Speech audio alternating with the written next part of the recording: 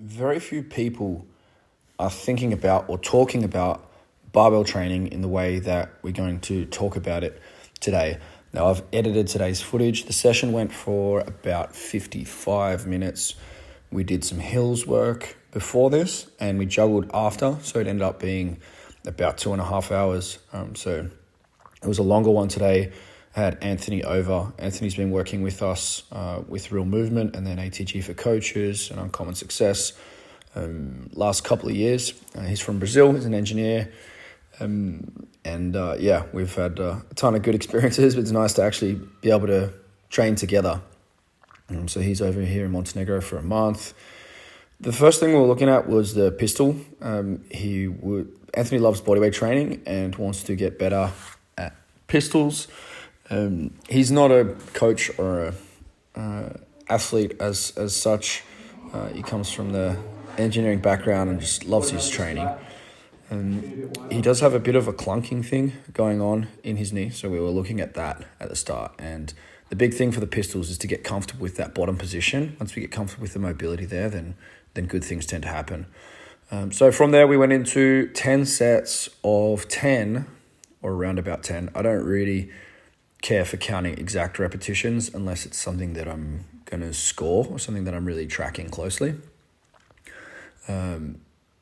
Dorsiflexion, tibs against the wall for as many reps as you can do, while the other person does 10 reps left and right on the hamstring. So we did a few different variations using the slant board, not using the slant board, using weight. Because you can see, I didn't use the slant board as much. When you use the slant board, it becomes more about the nerve, more about mobility, and less about strength. You tend to not be able to use as much weight, and you don't get as much mobility gains though from what I'm doing right here. But this is my alternative to the 45-degree back extension that you hear knees over toes guy Ben Patrick speaking about a lot. I don't have one of them at the moment, and I do find that this exercise is a really good one for making my lower back feel good. It's more hamstring dominant. You don't get as much glutes on this as with the 45-degree, but I still really like it as a variety, as a variation. And yeah, lots and lots of tibs. So this is like an inner range tib exercise. You get a pump with it, you get good muscle activation, but they're not the best for tib growth. Here's another variation. So adding weight onto the back, you can see probably getting an extra 5 or 10 degrees of range on these. This is a really good movement if you're looking also to be improving in handstand variations like piked handstands and handstand presses. You really want to be able to get these folds. I'm just building back into it, so I could probably handle a little bit more weight. And when I do handle a little bit more weight, I'll go into deeper positions. And then when I go into deeper positions with weight, when I take the weight off, I'll still be able to go into deeper positions. And I found that if I do this sort of work before I do like press handstands, then there's no challenge with mobility. So playing around here with the inner range calf work. So we already did hills. I did some sprints up the hill and reverse. We didn't go that fast going forward, to be honest, but we went as fast as we could going backwards. Some sideways stuff on the hill as well. So you can never do too much inner range calf work if you've had issues with the Achilles. There's no stretch in the calf under load in these. There is when I do the tib, but there isn't when I'm pushing into the ground. So spreading the toes, pushing into the floor, getting a pump into the feet and into the calves. Playing around with some different foot positions here. Anthony using a different variation. So we effectively did kind of 3 sets of a bunch of different variations on the hamstring work, the variations on the Jefferson curl or single leg stiff leg deadlift. It doesn't really matter exactly what you label it, but that's the area that we're getting work into. We need those muscles to be strong and long for sprinting, and they're also going to support the growth in those hamstrings, getting them ready for Nordics, to not have issues going heavy on the Nordics, and a really good foundation for the snatch as well. So here's me with the Zercher variation. So because it's nice and light, I was going fast sometimes on the concentrics. Rather than standing all the way up, just going to as far as the hip will extend. So using the glutes. I didn't really need it for extending the thoracic spine under load. So I kind of like that maintaining hunched variation on that one. Again, yeah, just very light, feeling the weight, getting life into the area, getting blood into the area. My back can definitely feel that I'm back into barbell work. There's nothing really bad going on, but actually I'm recording this the morning after this training, and my back feels really good after having done all this work yesterday. So we didn't do anything heavy on the lower back yesterday, but we did a lot of kind of circulation work and bringing life into the area. So yeah, as you go onto the slant board, you're going to get less range of motion on these.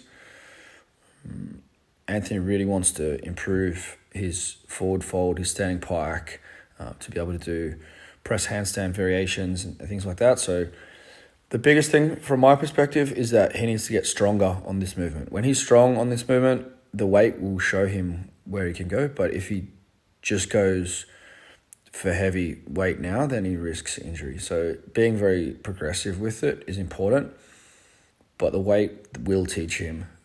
He could also just stick with the bar and just be really consistent with it and gain range. Or he could use the bar more explosively to get more tension with the same amount of weight. But yeah, I would like to see him progress. I'd say once he's comfortable with 40 kilos in the crook of his elbows, then he'll be significantly further on these. He probably could have done that today, but yeah, there's no point making tomorrow's gains today. If you consistently try and do that, then you end up in a circle and cycle of frustration. So yeah, if I max these out, or if I'm consistent with them, then I should be able to get my elbows to my toes.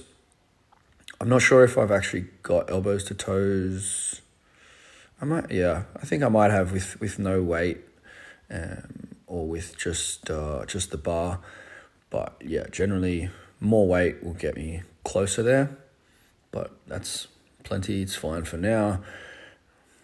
The message is patience. Okay, so it's some pulses in the bottom position. You can see that there's a significant difference in these. So again, I sort of feel like, let's just put some more weight on it and it'll move.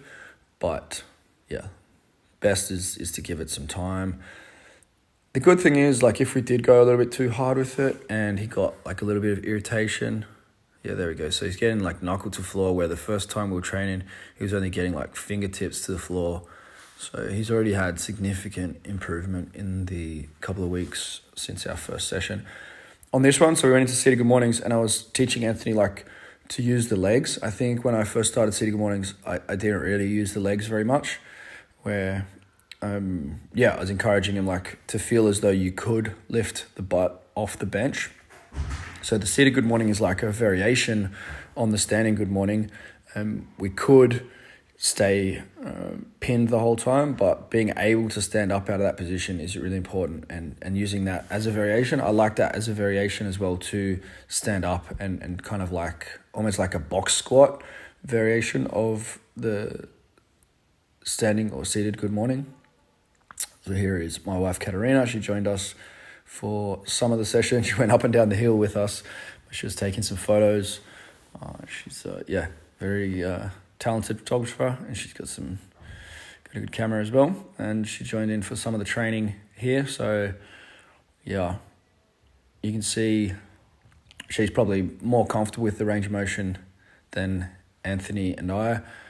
The Seated Good Morning is a really good one for building up the pancake as well. It's me taking some photos, and I've got a couple of good ones too. So yeah, the Seated Good Morning is great for building up the foundation for the pancake. You can see between the knee and the spine, it really is a pancake, and then you're just taking off the fascial tension that comes with having the legs straight So it's sort of less joints involved, but it does build the base for the pancake. So you'll see on these ones, I think this is 30 kilos. And I did play around with, okay, like, can I stand up out of this position and hold posture? So you see, if this position is strong, then there's a good base for things like really heavy powerlifting style squats. Just as a foundation exercise, if you think about it like a snatch pull, if you're strong out of those positions, then like something like the snatch, you're going to be able to maintain posture. So yeah, 30 kilos, nice and light. We really want to be able to deal with body weight on the back for these. I have been up to body weight for 5 back in the Sonny Bill Williams training camp, which is 2 years ago now. End of 2019, we did a camp. We did these twice a week, seated good mornings, following a program put together basically by Ben, between Ben and myself. And Sonny and I trained it for a month. We had a bunch of other friends come along and join us for the training. And that was the strongest I've been on this movement. I'd been training the movement for a good, few months, on and off probably for 12 months before that. But it is a really good mobility exercise. And if you're really strong on it, then you can expect to be strong on things like snatches, things like deadlifts, and just have a well-protected lower back. It is one to take your time with. My back looks a little bit rounded there. I'm not concerned about a little bit of rounding, especially with such a light weight, like 40 kilos, no big deal. All right, so these ones, I'm actually trying to shake the bar and make it rattle. It looks really weird, but you're getting a lot more force out of a bar. So I can almost make myself jump off the floor with just a 20 kilo bar. So there's significant amount of instantaneous force being created there. This is my favorite way to sort of do the light sets, is to get to the point of a bit of a pump and build a bunch of skill, build a bunch of speed into those different positions. So you can see Anthony's got the bar in a bit of a different position there. It looks like almost a bit of a reverse curl. And he was sort of talking about, the forearms working quite hard. So I was trying to figure out, okay, what's going on here? Trying to get the elbow under the wrist, and we also brought the hands in a little bit closer. And I think it's the position tied up a little bit. Anthony's more so focused on bodyweight training and hasn't done tons of barbell work, but it was good to have a look at these today. And he lifted more weight than he thought he was going to lift, and he was able to control it nicely. So I do think these work in really well together to do, dumbbell pressing, barbell pressing, and body weight presses. The old timers used a mixture, a combination of the 3 sort of movements. Teaching him, we really want to dominate all the positions. Differentiating thoracic extension from lumbar extension is something that takes a bit of work. So you don't want to, I'm sort of trying to instruct. There's probably a little bit too much going on. Anthony and I haven't trained a ton together, so I'm not really sure exactly how comfortable he is with all those different positions. But you want to keep the glutes on and not extend the lower back, but I kind of like extending the thoracic. Some people like to stay more hollow. Neither of them are bad. You can train with both, but being able to use those different positions is a good thing. So we were having a bit of a discussion around that. Kay also joined in for the presses. She's you can see also something that's interesting when we train, especially presses, but generally with weights, Katarina's very comfortable going slow and really needs to, or could do well with warming up, and doing some of the work that I do on the press today would really suit her well. So my warm-ups were really explosive. Again, if you've got any niggles and things, then you have to be careful or cautious about that. But here's Anthony. I really like teaching to dominate the weight, being able to pause in different positions. So it's not really hit and miss. and you get some learning of like, okay, yeah, I'm wherever you pause, you build more strength in that position. So where it's generally going to stop or stick is around that eye level. So Anthony being able to dominate it. Okay, so here's 30 kilos. I thought she was going to press it, but didn't happen. But what was interesting was that she was able to press through this range of motion, getting the bar to sort of like nose level, chin level, for a ton of reps with a super maximal weight. I cannot do that. If I've got more than my max, I won't be able to move it that far for that many reps. So it comes down a little bit to like slow twitch versus fast twitch and efficiency as well. So yeah, getting aggressive with the weight in front of the chest, in front of the face, above the head. So time under tension, probably getting maybe like 20, 30 seconds, but quality of tension, well, there's some really high quality tension being generated here. So I went higher and higher on the start position, dropped the bar, press. So I went all the way from above head, effectively trying to just drop the bar and then reverse it as fast as possible at the bottom. So more and more tension and teaching the body to be very, very strong out of the bottom. The key to the bench press is to be very fast, strong out of the bottom, and same for the standing press, bench press and standing press. We also want to be really strong in front of the eyes there. That's where the bar might start to slow down and we need to grind. So that was, Anthony working with 40 kilos and really controlling, dominating the weight. It was cool to see him get comfortable with a weight that wasn't comfortable before. So I think we've got 50 here.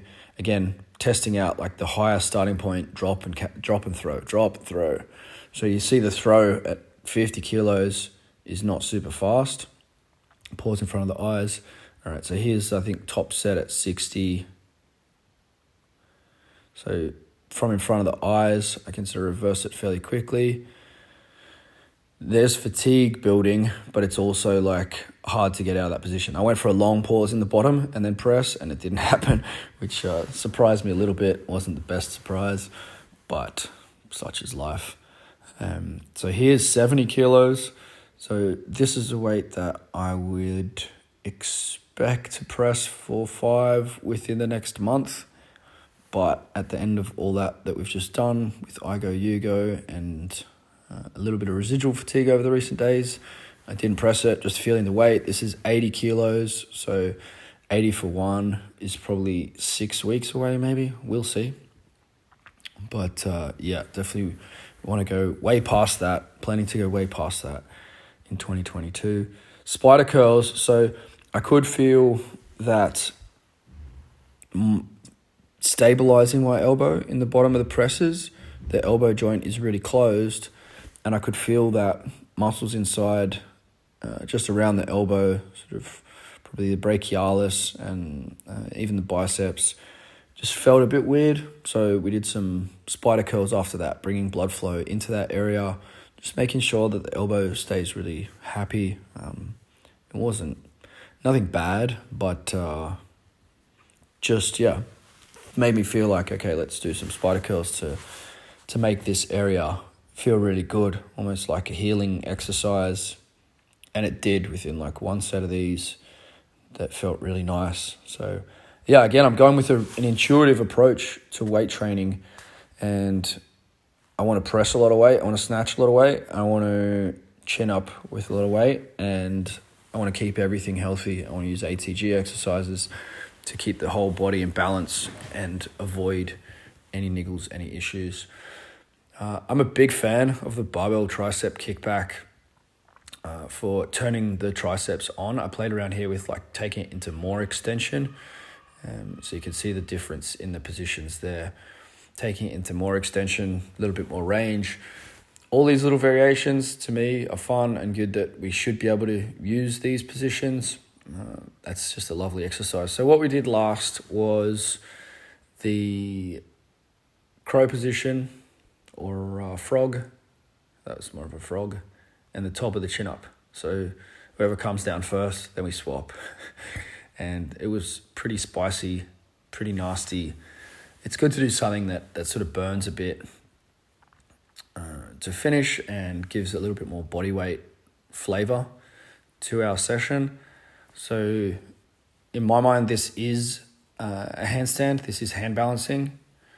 Anthony really wants to dominate his handstands. So we're getting time in the handstand. I'm working on the abs with these, and my abs were really unhappy by the end of a bunch of sets of these. So Anthony's getting some hand balancing. I'm getting strong on the lock off and against that closed elbow position for the bicep. Bit of mental toughness, bit of burn.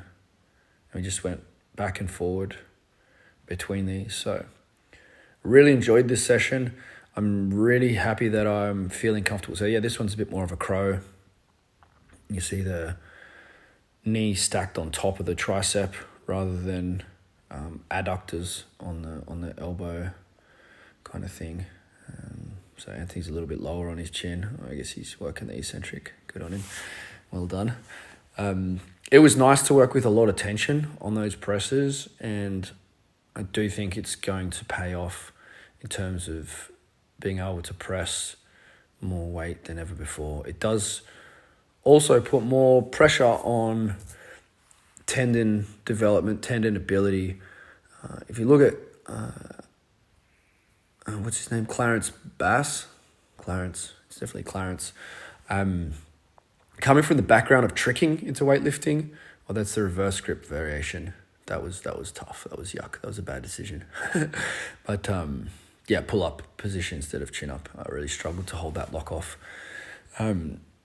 Clarence, you came from the tricking background into weightlifting, and I think that was part of the reason why he was so strong as a kid, was because he was used to that maximal output from the tendon. Like the tendons were really, really strong, so he didn't have a lot of inhibition, and really strong neural output because of all the maximal jumping and sprinting. So Clarence Bass is the one I was looking for. So I think, continuing to make sure the tendons are strong, making sure there's a surplus in tendon strength. If the tendons are flaring up, then you can't really expect to become more athletic.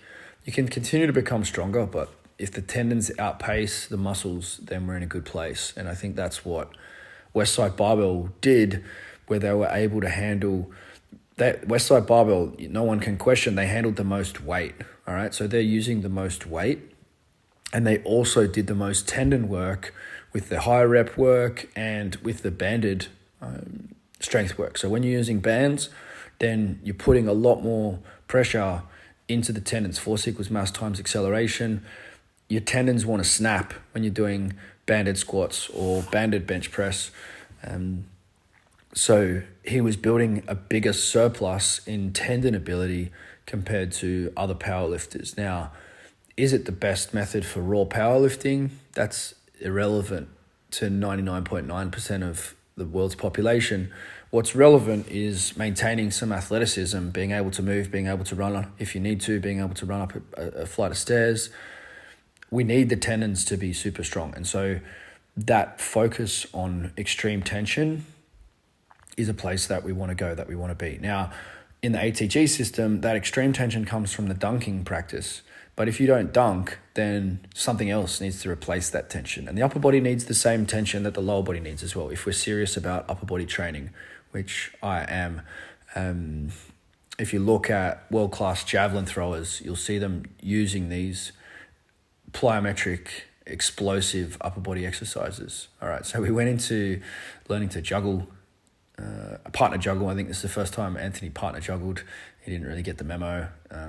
Sometimes it takes a little bit of explaining things.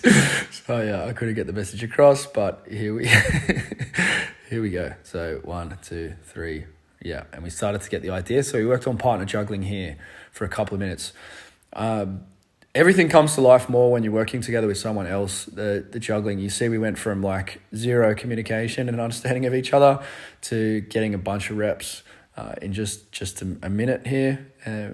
We thought that the other hand, this is both our dominant hands. I'm left-handed and Anthony is right-handed, according to the Da Vinci stuff, left-handed males are some of the most creative people in the world. I don't know about that. Creative brains and homosexual left-handed males are apparently the most creative. But can't win them all.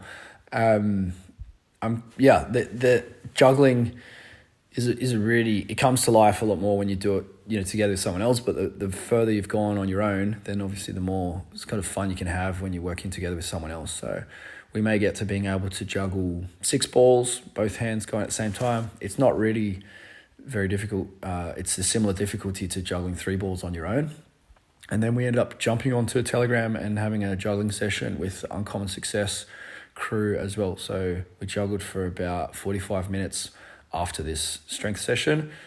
Why juggle? It's good to have skill as well as have force. And if you don't play basketball, if you don't do other things, then you want to be able to do something to keep your brain switched on, to keep your coordination on. So we did some foot juggling as well after this. And yeah, I've found that by having some foot juggling and having some hand juggling ability, then you can go and pick up any sport and not be terrible. You still need the specificity. It's not going to make you world class in everything, but it does give a good base. So it was really good fun to have Anthony along for the session. Finishing up, Brett Kerr was the winner of our week-long juggle challenge. He got to 15 seconds of juggling from 0. But what I really loved about it is that he taught some of the people in his village in Vanuatu to juggle as well.